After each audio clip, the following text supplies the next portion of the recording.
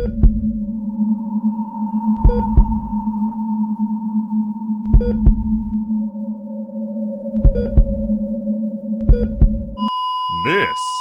is the Celebrity Afterlife Report podcast.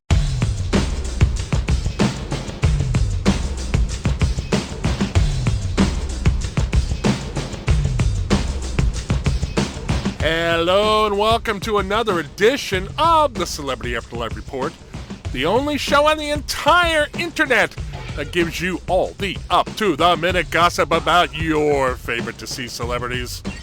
I'm your host, the Celebrity Medium. What do you say we just start this thing? The Adolf Hitler, Charles Lindbergh saga just keeps getting more and more interesting. Regular listeners know that the two have been linked in recent weeks with rumors flying that they have been planning on establishing a whites-only community at the site of the all-woman town Judy Garland was going to build before she married Donald Trump's father, Fred. The anti-Semitic aviator is known to have had a secret meeting with the Nazi dictator in a suite at an upscale Next World hotel. Now, over the past several days since the last Celebrity Afterlife Report, however, the plot has changed radically. Hitler came out of his seclusion and held a press conference. At the press conference, through an interpreter, he admitted that he had in fact had a meeting with Lindbergh, but denied any involvement in the creation of a whites-only town. Hitler said that he had been in seclusion in a forest on the outskirts of an afterlife city because he wanted to reflect on his earthly plain deeds. According to sources, the former leader of Germany said he completely renounces the Nazi philosophy he once championed and wishes he could take back all the terrible things he did.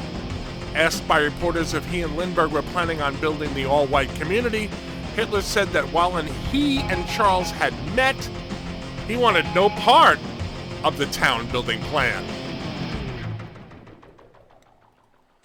He also said he was unsuccessful in talking Lindbergh out of going forward with the project, however. Reporters and looky-loos who have been to the site of the proposed town have been chased away by guards.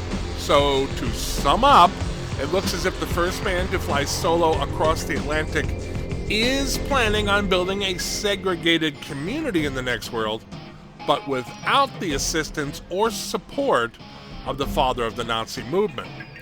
As I said, this story just keeps getting more and more interesting, and there's no way we aren't going to continue to keep a close eye on it, so stay tuned.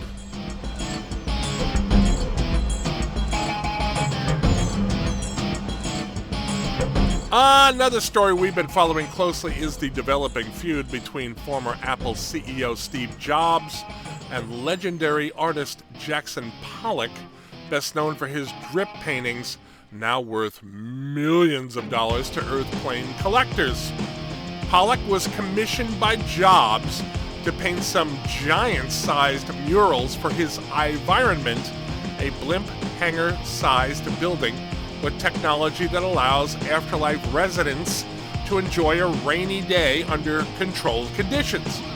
Jobs was under the impression that Pollock was going to produce huge versions of the drip paintings for which he is so famous. Instead, however, Pollock painted very realistic and very explicit female nudes.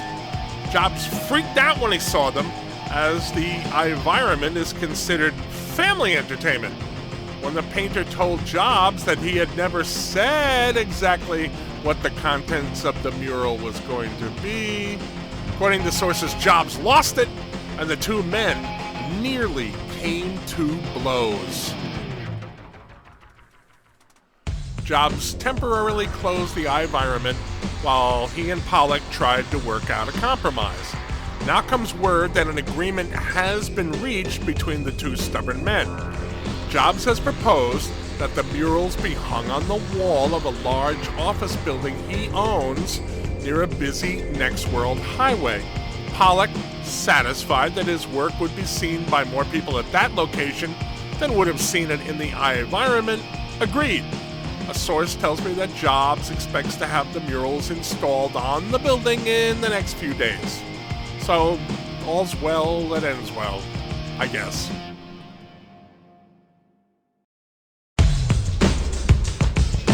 Comedian Mitch Hedberg transitioned to the afterlife in 2005 at age 37. About 3 weeks ago, I told you that Mitch had admitted to being the author of a long-running, very surreal column in an afterlife newspaper behind the pseudonym Charlie Everready. The column, much like Hedberg's Earthly Plane stand-up act, features his offbeat observations on everyday life. When he publicly announced that Charlie Everready was really him, the comedian worried that public reaction to the column might change now that people knew that he was behind it. According to my sources, however, he needn't have worried. The paper got such a positive response to Hedberg's revelation that it announced that it will be running the column Everready byline and all for as long as he wants to continue to write it. Now, on top of that, HTV, one of the most popular television networks in the next world, has offered Hedberg a show based on the Everready character. The show, tentatively titled Charlie Explains Life, will star Mitch as a semi-regular Joe who has strange thoughts on everything and everyone he comes in contact with. Hedberg is said to be very excited by the new show and has already begun writing episodes for it.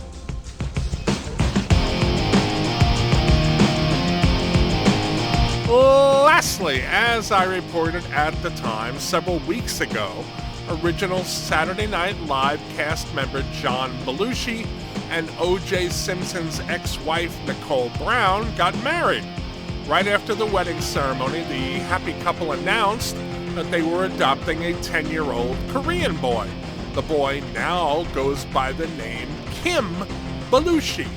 According to my sources, Kim, who transitioned to the afterlife in the early 1990s, was a huge fan of his new dad, having seen most of his TV and movie work. I'm informed that Kim and one of his young friends have worked up a stage act in which they impersonate the Blues Brothers.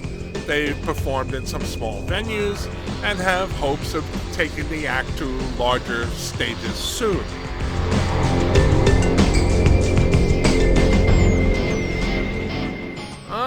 Okay, that's what I have for you at the moment. Please come back next week when I'll have another roundup of the most up-to-the-minute gossip about all your favorite deceased celebrities.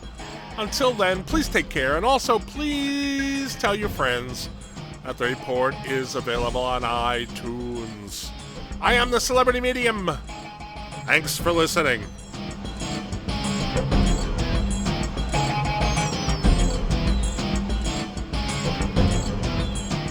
You've been listening to the Celebrity Afterlife Report podcast. To ask a question about your favorite deceased celebrity, call 818-3-MY-DREAM. 818-3-MY-DREAM. 818-369-3732.